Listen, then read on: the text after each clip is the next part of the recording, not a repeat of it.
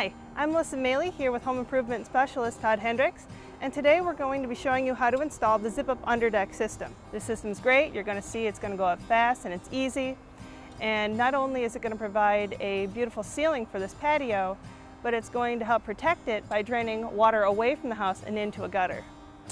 Now, we've installed several of these systems over the last few months, and we found that it's a superior product to some of the others on the market.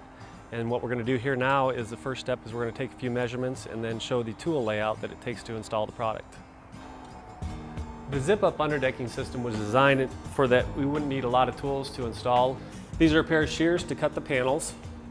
We have a cordless impact to screw the main rails up. Another one here, a tape measure, a jip knife for cutting the length of the panels, chalk line to get the first row straight, and a large square to draw a straight line.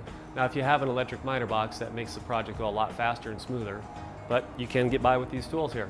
The system was designed for the do-it-yourselfer, so it was meant to be as easy as possible. Because of that, there's only 3 pieces. So the first piece we're going to work with is the wall trim. The wall trim goes around the perimeter of your deck and it's going to create a frame for the system. All the other components are going to snap inside the wall trim. The second piece is the panel. This is the decorative finish of the system. It's about a foot wide, and it comes in 2 different finishes. We got a serrated and a smooth. We'll be working with the serrated today. And the final piece is the main rail. The main rail is a sturdy I-beam, and it's going to provide the structure and the support of the system. We will show you how they all interlock to create a watertight system as we go along. So let's see how Todd is doing.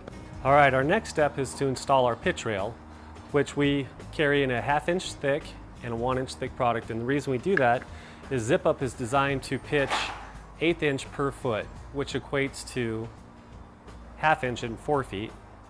And then it progresses as the deck goes down. This deck happens to be 16 feet, so we're going to end up all the way to a 2 inch spacer once we get out to the end. So what we do is we snap a line at 4 feet, 8 feet, 12 feet, and 16 feet, and we install these out starting with a 1/2, then a 1 inch, then 1.5 inches, and then a 2 inch. We had some extra lumber laying around in the project, so we decided to rip our own spacers on this one, just to utilize some of the lumber that was left over.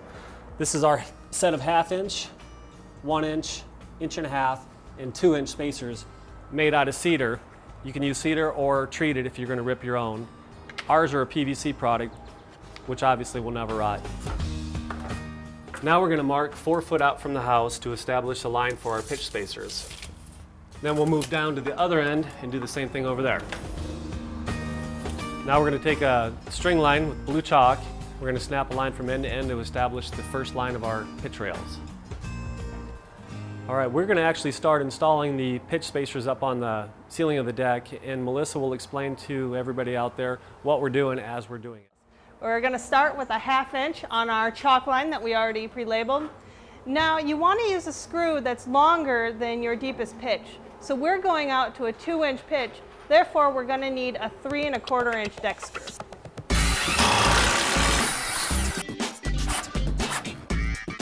All right, and now we have all our pitching set up. So as you can see, starting from the house, again we're coming out 4 feet, and you're looking at the 1/2 inch rail, another 4 feet. So at 8 foot, we have the 1 inch rail. 12 foot, we've extended out 1.5, ending at 2 inch pitch rail. This has created a downward slope away from the house. So all the water is going to gather into the panels and flow down toward our lowest point. Now what you can see as Todd is doing is he is installing the wall trim, which is the first step of installing the actual zip-up underdeck system. The wall trim can be either mounted directly into the wall, as Todd is doing here, and if you have like a concrete board or your wall surface is difficult, it may require some pre-drilling. Or you can shoot a screw up vertically into the deck framing itself. We are choosing to shoot a screw every foot just to make sure that the wall trim is good and secure, since the other components of the system are going to snap into it. When you're installing the sidewall wall trim, you want to be sure that it's uptight to the pitch spacers so that it creates the proper slope that we've acquired with putting these up. As you can see on the cement board siding, you can see the slope that goes down towards the eventual gutter that we'll be installing later. Be sure to leave a 2 inch gap away from the edge of your deck. This will allow for a gutter to be mounted up in there, so you do not put your wall trim all the way to the end. Panels are made out of a flexible yet rigid PVC vinyl, which makes them easy to be cut either by hand by a strong pair of shears, or you can take them to a radial arm saw or a miter saw as well. As we talked earlier about the simple tools that it takes to install the zip-up product, electric miter box makes the job go a lot smoother, faster, and just a lot easier. When you're cutting the wall trim, we suggest you cut a block of wood that fits inside the trim, as you can see here. It keeps our PVC product from shattering when you cut it. This time of year when it's 75, 80 degrees, it's not a big issue, but when you start cutting the product as it gets colder, it will shatter when you cut it. This alleviates that, and it's a lot safer. All panels come pre-nipped at the end. However, when we trim a panel or you have to cut it to length, you're going to have to nip it back yourself. Set it back about 3/4 an inch, just far enough so that it's going to slide easily into the wall trim. So you want to be careful when you're pushing into the bead that you don't push so far that you actually strain or crack the panel.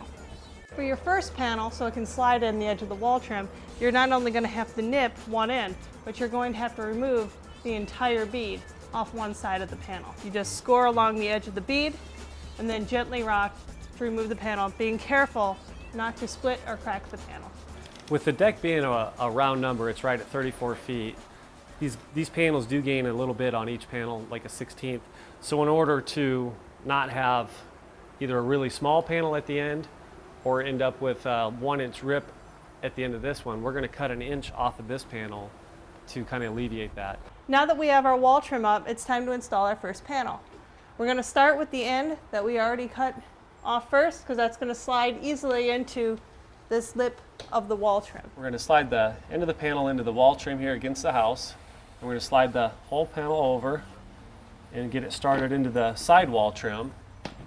Just holding a little bit of pressure on the backhand here, and then just work it in.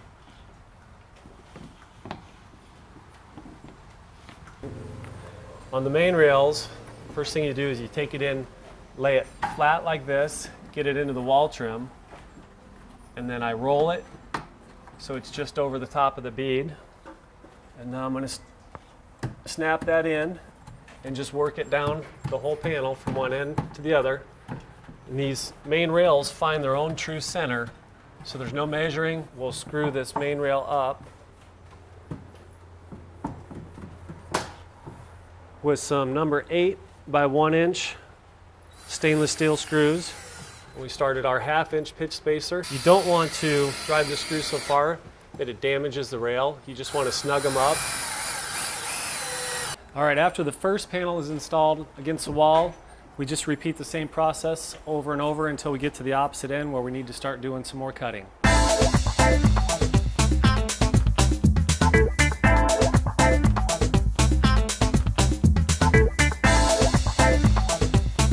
Every now and then when you're putting the main rails in, you're going to run into a joist hanger that hangs down. When you do that, you just simply take and you cut the top end off one of these main rails, the distance you need. Then it'll fit over that joist hanger, and you don't lose any strength on these because all the strength is in the bottom of these rails. All right, when you end up with a situation like this where you've got a pitch spacer outside of a wall this close, because we've got our 0 back here and this is our 4-foot pitch spacer, what you've got to do is actually go in the reverse order. Level back to this point, make a mark, and that gives you your height for your wall trim, because your wall trim won't be at 0 here, because if you put it at 0, it'd be higher than the rest of it and you'd be out of pitch. So that's the way you do it. You go from the reverse angle back to and make a mark.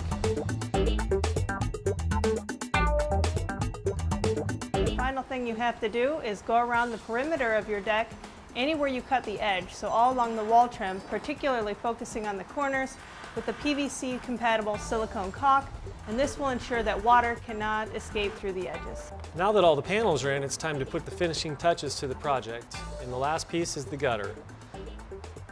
You can use conventional gutter, aluminum, or you can use plastic, it doesn't matter. It's whatever you prefer. A great way to finish off the edges while you're installing the gutter, and also to make sure that water doesn't kick back, you have 2 options. One is to run a bead of silicone along the inside edge, or you take your wall trim, normally installed like this, you simply turn it around and it will slide in reverse upside down on the panels, and this will help create a waterfall effect into your gutter and prevent splashback. One of the great features about the zip-up UnderDeck system is that it's not only designed to install quickly and easily, but it's also made to come back down. To do this, I like to use something with a flat edge, just enough that you can slip it under the seal. I like a mini crowbar. Some people can use putty knives or like a really fine edge screwdriver, something that's going to fit under there but not damage or bow out your panel. You need to push up in the middle of the panel just enough to break the seam, and then you slide your tool in that gap, and then you simply repeat on the other side of the panel. Once the seal is broken, gently pull down and the panel comes out. The reason why the ability to remove a panel is such a great feature in our system is it allows it to be taken down to be power washed and provides access to overhead areas in case you need to get maintenance underneath your structure. Retrieve an item that has maybe fallen through the deck, or any of your other structural maintenance needs. And that'll wrap up our underdecking project for the day. It's time to start utilizing this great outdoor living space and have all this dry area to use for barbecues and things of that nature. And when you're ready to come in from the outdoors, don't forget to check us out at www.zipupdeck.com, and don't forget to like us on Facebook and Twitter.